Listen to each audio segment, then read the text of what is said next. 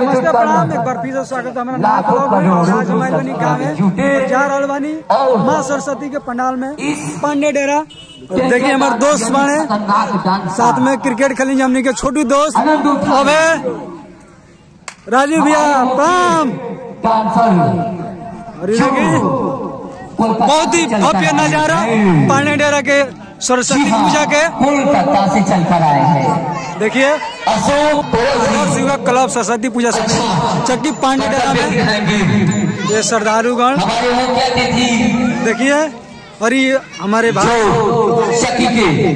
Rajesh announce कर रहे हैं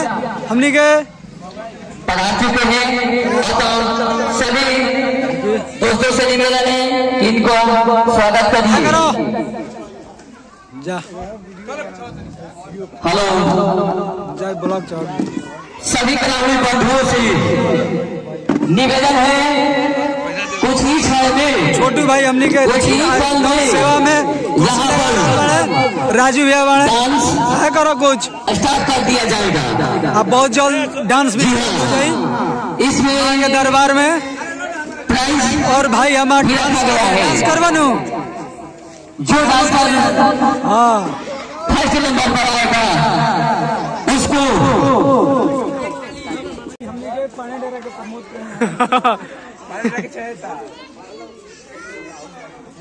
अभी माई के माँ सरस्वती के बहुत जल्द हमनी के आरती हुई पूरा सदस्य देखी भाग लेके माँ शारदे के आरती में बाबा जी बानी हमनी के सरस्वती पूजा समिति के जितने भी सदस्य हैं कृपया करके माँ के पंडाल के पास आए क्योंकि आरती कुछ ही क्षण में चालू कर दिया जाएगा। चालू कर दो। सदगुण वैभवशाली त्रिभुवन विख्याता ओ मैया त्रिभुवन विख्याता चंद्र बदन पद्मासीन चंद्र बदन पद्मासीन धुति मंगलकारी ओ मैया जय सरस्वती माता सोए हंस सवारी सोए हंस सवारी अतुल तेजधारी ओ मैया अतुल तेजधारी बाएं कर में भीड़ा बाएं कर में भीड़ा दोजे कर माला ओ मैया जय सरस्वती माता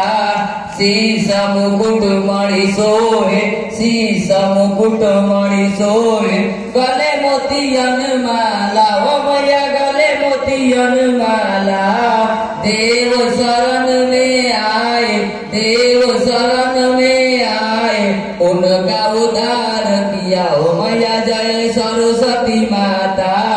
पैठी मंथरा दासी पैठी मंथरा दासी असुर संहार किया ओ मैया असुर संहार किया वेद ज्ञान परदायिनी वेद ज्ञान परदायिनी बुद्धि प्रकाश करो मैया जय सरस्वती माता मोह ज्ञान तिमिरका मोह ज्ञान तिमिरका सतवर नाश करो मैया सतवर नाश करो धूप दीप फल मेवा धूप दीप फल मेवा पूजा स्वीकार करो मैया जय सरस्वती माता ज्ञान